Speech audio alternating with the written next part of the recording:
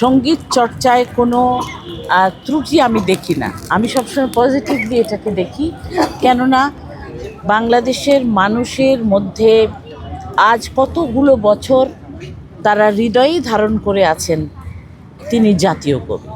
মুখে ছিলেন, হৃদয়ে ছিলেন, কিন্তু এখন তো এতকাল পরে তাকে কিন্তু আমরা সঠিকভাবে সেই প্রজ্ঞাপনে পেয়েছি।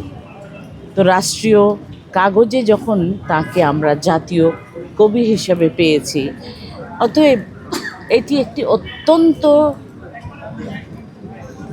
শক্ত কঠিন জায়গায় আমরা তাকে বেঁধে ফেলেছি। আমাদের হৃদয়ে তো আছেনই, আর সমগ্র বিশ্বে এখন এই যে বিগত দিনে যত কিছু ঘটে গেল, বাংলাদেশেও যা কিছু ঘটেছে, ভাষার আন্দোলন থেকে শুরু করে সব রকম আন্দোলন, গণ অভ্যুত্থান, 24-এর গণ অভ্যুত্থান কিংবা তার আগেও যত রকম অন্যায় অত্যাচার নিপীড়নের বিরুদ্ধে কবি নজরুল সবসময় রুখে দাঁড়াতে সাহস জুগিয়েছেন আমাদেরকে।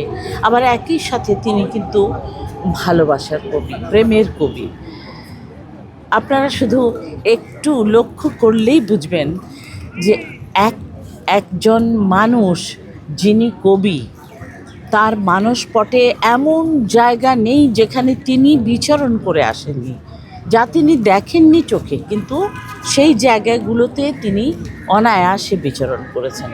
আমরা দেখেও ততখানি সুন্দর করে লিখতে পারিনি, বলতে পারিনি, কিন্তু কবির ভাষায় লেখায় সম্পূর্ণ বর্ণনা আমরা পেয়ে গেছি।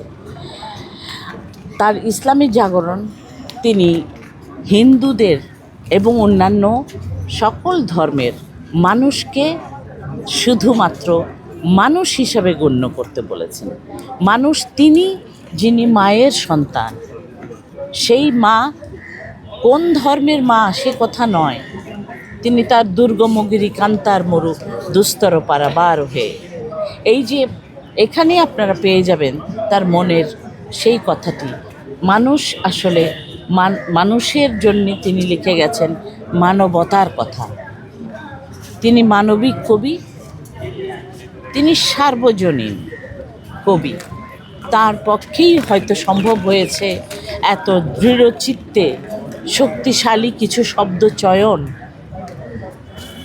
কবিতার মধ্য দিয়ে আনতে। নারী কবিতাতেও আপনারা পেয়েছেন, বিদ্রোহী কবিতাতেও পেয়েছেন।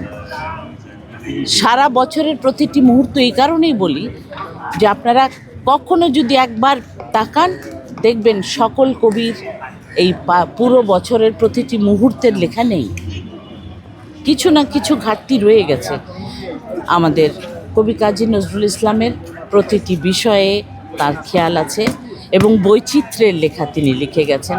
তিনি প্রয়োজন ছিলেন, প্রয়োজন আছেন, আর তাকেই প্রয়োজন আগামীতে।